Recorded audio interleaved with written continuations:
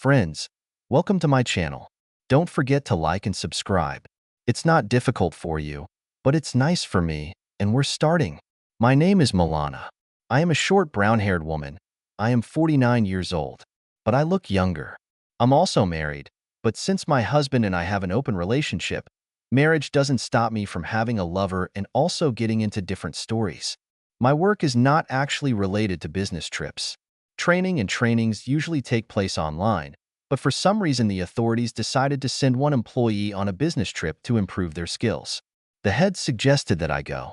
Since my children had already grown up, nothing particularly kept me at home. I agreed. Why not take a week off? The courses themselves were pretty boring. Lectures before lunch, lectures after lunch, evening at the hotel. Some boring women came for retraining, and no matter how I encouraged them to go, for example, to a cafe or somewhere else, nothing happened. And I brought some beautiful outfits with me. And I also had beautiful underwear with me. It wasn't useful. Sorry. I decided to take the night train back home. We have one. We call it circumnavigation. It goes on all night, often standing for quite a long time at some kind of stops. He comes to my city in the morning. But you can get enough sleep, especially if you take a seat in the compartment. But just in case, as the fireman says, I dressed prettier. Domino style. Black ankle boots, white stockings, black short skirt, white blouse, and black jacket. What if you get lucky with a roommate? My carriage was almost empty. I'm sitting by myself in my compartment. I miss. Almost before the train departs, the door to the compartment opens and a man enters.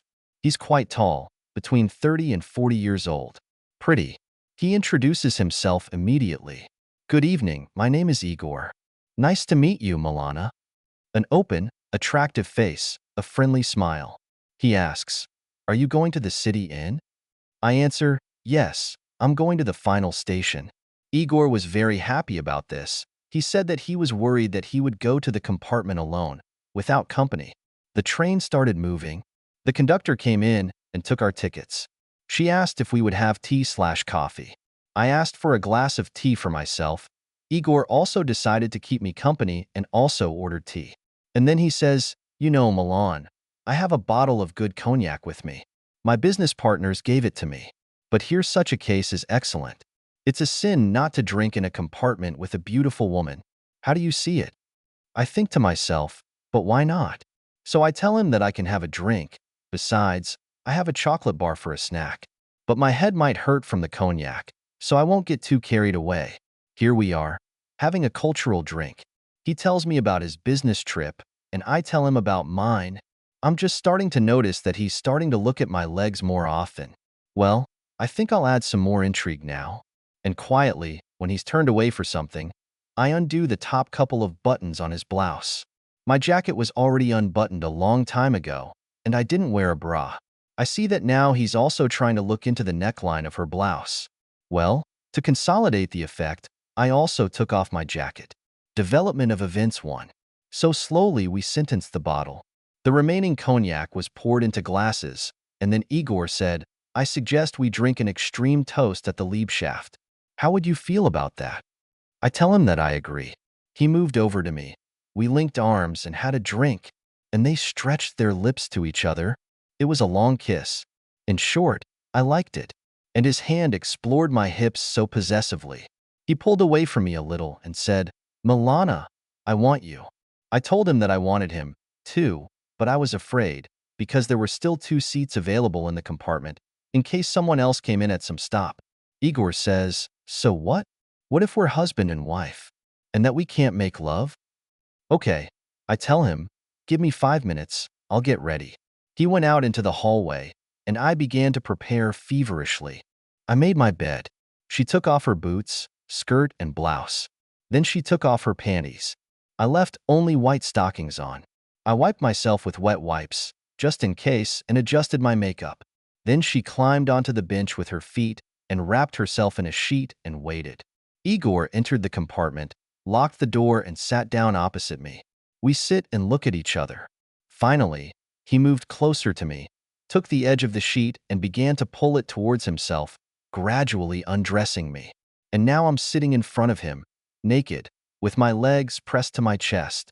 Development of events too. So slowly we sentenced the bottle, and then he suddenly got ready to go to bed.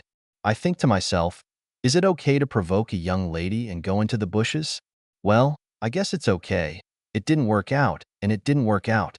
While Igor was leaving the compartment, I quickly undressed, spread out the bed, and went to bed, turning my face to the wall. Igor returned, I hear. He also took apart the bed on the top shelf and went asleep, wrapping myself in a sheet. I got up from the bench and began to wake Igor up. He woke up and asked what kind of happened. So I said to him, I warned you that cognac makes my head hurt, so she got sick. It's a funny situation. Usually women say that they have a headache in order to get away from love. But here, on the contrary, a woman wants love and says that her head hurts. Igor got off his shelf and is standing in the aisle facing me, so to speak, with his machine, and is looking for something on his shelf in his purse. And there's something about his underpants that stands out so well. I couldn't stand it and stroked it with my hand. Igor froze and said, I understand that my head doesn't hurt anymore and I don't need a pill. Do you need something else? Igor sat down opposite me. We sit and look at each other. Finally, he moved closer to me, took the edge of the sheet and began to pull it towards himself, gradually undressing me.